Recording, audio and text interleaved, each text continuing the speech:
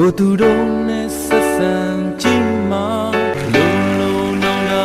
ရလာတဲ့ဘာမဟုတ်တဲ့ပြဿနာမျိုးမှာမင်းလောက်သဘောတော့မချီကြ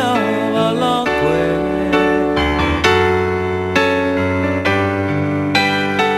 အိမ်မှာတမင်စားရ